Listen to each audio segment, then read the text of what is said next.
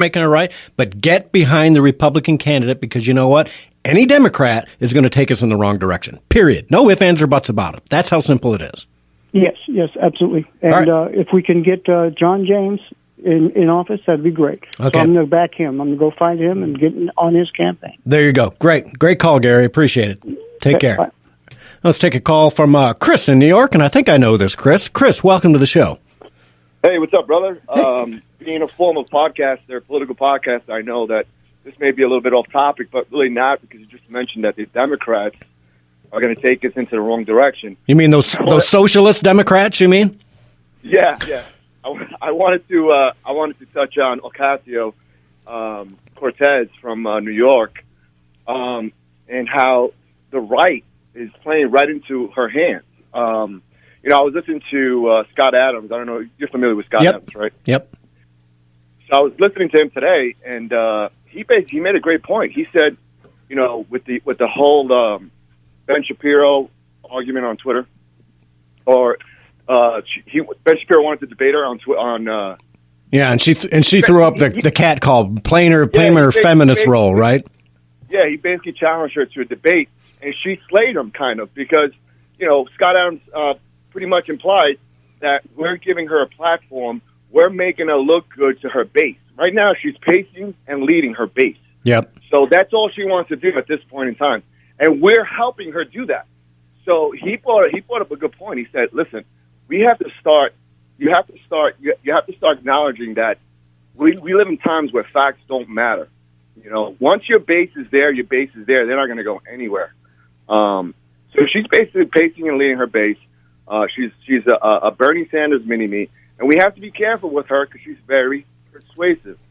Yeah, it's that whole socialist platform. The scary thing is, Bernie showed up here in Michigan and went with Abdul El-Sayed, and I don't know how much being in New York, how much you followed him, but 3,000 people, young people, showed up in Grand Rapids. Conservative. That's a very conservative part of our state. 3,000 people showed up for Abdul El-Sayed because Bernie backed him. They were the Bernie kids, right? The socialist lovers who are so stupid they don't realize that Bernie sold them out a long time ago with his 3 mansions and his $200,000 sports car. I'm like, Bernie, you look stupid as all get out driving around in that Maserati or whatever the heck it is. Get yourself a Cadillac, Bernie, at least. But it goes. I just said, Gary, that we live in a time where facts don't matter. People are so swayed by certain things. I'm not going to say that one issue voters and stuff like that, but like, for instance, I love when people come on Twitter and says, "Oh, you're Puerto Rican and you're supporting Trump." I'm like, because I know what goes on in Puerto Rico. There's more corruption in Puerto Rico than in the United States combined. Yeah, didn't they just that the lady that was on that kind of got herself famous? Was she the mayor who was bagging on Trump? Didn't she just get indicted for something? She just got. Last time I heard, she was under investigation by the FBI. She hasn't got indicted yet for hiding supplies during a hurricane. Democrat, nice. Yeah. Exactly. So, Chris, update me. You and I haven't talked in a long time. So, what's going on? You're not podcasting anymore? I have so many businesses on the side that I just didn't have the time to do it. It is my passion, but I have to pay the bills one way or another. Yeah. Well, so, brother, you're always welcome to call into here. We're 1 hour a week. You're always welcome to call in, man. I love your thought process, and give us your Twitter handle because I want people to follow you. Okay. My Twitter handle is ThePatriot293. 293, The Patriot 293. So make sure you follow Chris. He's one of the first guys I met on Twitter. Great guy, great patriot, and a fireman in New York, as well as all the businesses you do on the side. So we love you, brother, and say hi to your wife. I will. Thank you very much. All right. I'll talk to you later. Take care, brother. Bye. All right, bye. Okay, and so if you got other comments you want to make about the election, we're going to go into the bottom of the hour here and talk about some other things. But let's hit on John James next. If you've got thoughts about John James, whether you voted for him or whether you voted for Sandy Pencil, I'd like you to call in. I went into the booth not knowing. I loved John James, A, because he's a veteran, B, because he's a successful businessman, and C, because he is African American. He has the ability to take the 30% or so out of Wayne County votes that are really necessary to win the state of Michigan in a statewide election. And I think John James has that ability. And he's just a smart, calm, measured guy. He thinks his thinking process is good. And that's great. He doesn't have the deep pockets that Sandy Penciller had, which was kind of why I was looking at Sandy Penciller. He had deep pockets to go up against Stabenow, and it's going to take money. And as we discussed earlier on previously, you have to have money in this state. You really do. I mean, that's what really kept Pat Kolbeck from getting out there. He needed more money to do the advertising that you need. So you got to make sure that you have all those things. So get out there and support John James, folks. You need to do that grassroots, but send him some cash so he can advertise, because that's going to be important. But also reach out to him. Now, I got a strange call or text the other day, and I reached out to Bob Carr. Bob Carr was one of the guys running for U.S. Senate and didn't, long story, we'll let him explain it one of these days. Long story, he didn't get his signatures in on time. There were some issues with the companies that do that. And but Bob had really gone out grassroots and locked up the farm vote in the state of Michigan. And the farm vote is important for this reason. Most farmers are conservative, a little more on the Republican side.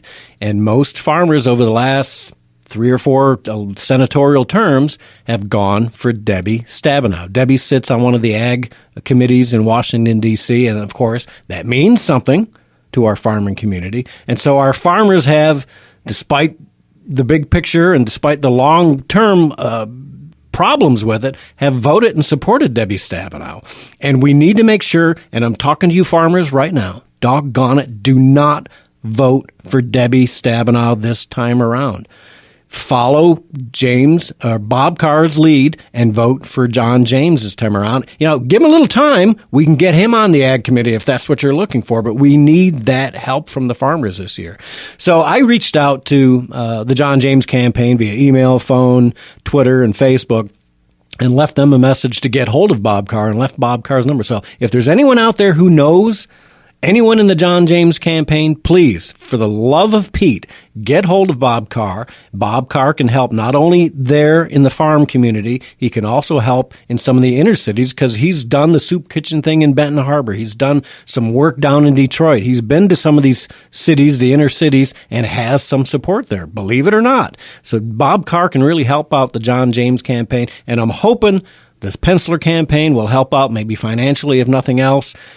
Get John James. We need to get him elected. This is like a super, super important election. We have to get the president some help, or we're not going to end up with all the things that should be done with a 4-year term of Donald Trump. So make sure you're out there working it this year. And it's up to us, each and every one of us. Get yourself out on Facebook, get yourself out on Twitter, Instagram, whatever, and do a little bit of campaigning, folks. You wouldn't believe how many people, and I'm going to tell you this right now, you may be setting yourself up to get some friends and some other people angry at you, but just be calm about it. Don't get crazy. I this week had to finally block a guy that I considered a friend, and over the months it got kind of worse and worse, and eventually I had to literally block this guy, which I rarely do. I rarely block anybody, but when somebody gets so disgustingly personal, it's time to let them go. And that's what's good about social media. You can block people if you have to. If you're on Twitter, you're going to get blocked by Twitter anyways, because they're always out there keeping conservatives from doing what they're doing. Derek, are you on Twitter? All right, for the show, right? For the sports show. Okay. Yeah. Okay, so do you ever have any issues? Do you put any politics on there, or do you stick strictly with your sports? Sometimes I put a political message on there if it's somebody associated with the radio station, like Pat Kolbeck. I congratulated him for a successful campaign, but yeah, I haven't had any problems with censorship. Okay, so and did you ever get any blowback from anybody? No. Okay, well then you're lucky, man. Me, I get a lot of blowback, but that's because I'm out there pushing the envelope, right? Okay, well, we'll see you at the other side of the break.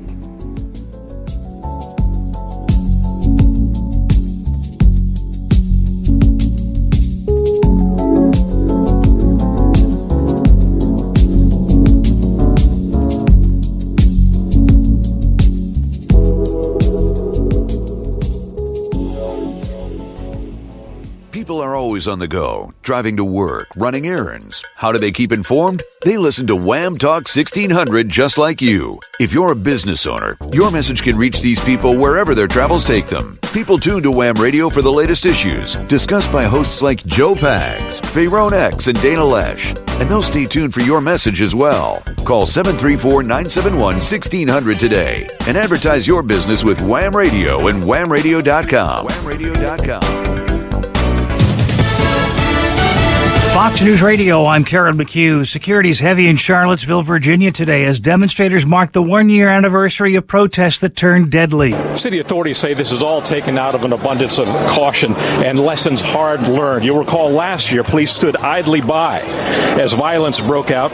It was that failure which resulted in the death of Heather Heyer. Fox's Doug McElway in Charlottesville. The FBI is leading the investigation into Friday's passenger plane crash in Seattle. I think you all know that this is a stolen aircraft, a criminal act, and so NTSB's role is supporting. We're not actually controlling the investigation. Deborah Eckroat's regional chief of the NTSB's Western Pacific region. An airline employee stole the propeller-driven plane and flew it for 90 minutes before it slammed into a small island in Puget Sound. The suicidal suspect's ID still unknown. Fox News, we report, you decide.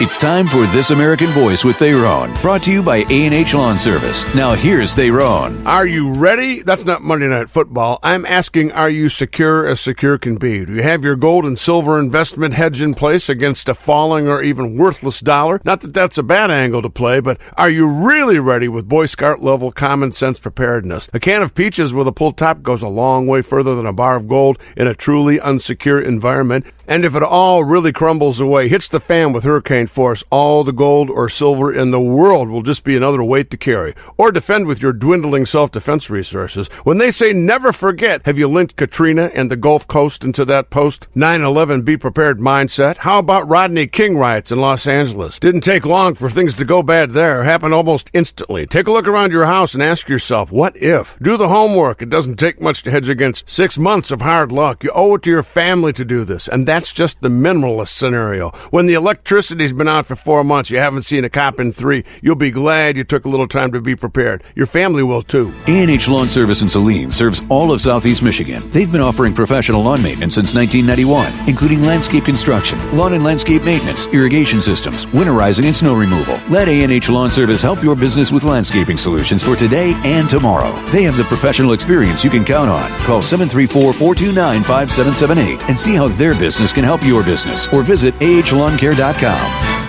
Your bridge to recovery and wellness is WellBridge. WellBridge is redefining the rehabilitation and nursing care experience with the most amazing care facilities you've ever seen. All WellBridge locations offer a resort-like atmosphere, and their driving goal is to provide each guest with an epic experience. Here's former patient Evelyn Danielson from Brighton. It was excellent. It wasn't only just the physical part of it, doing your exercises with them. It was the RNs, even down to the kitchen people that came in and said, what can we fix you? What do you like? We'll try to do it for you. And everything with a smile. I couldn't get over. I would heartily recommend WellBridge. For rehabilitation and nursing care, ask for something epic. Ask for WellBridge. In Brighton, Fenton, Novi, and Pinckney. Now looking for talented nurses and certified nurse assistants to join their growing team, WellBridge invites everyone to learn more about them at thewellbridgegroup.com. WellBridge, your bridge to recovery and wellness starts here.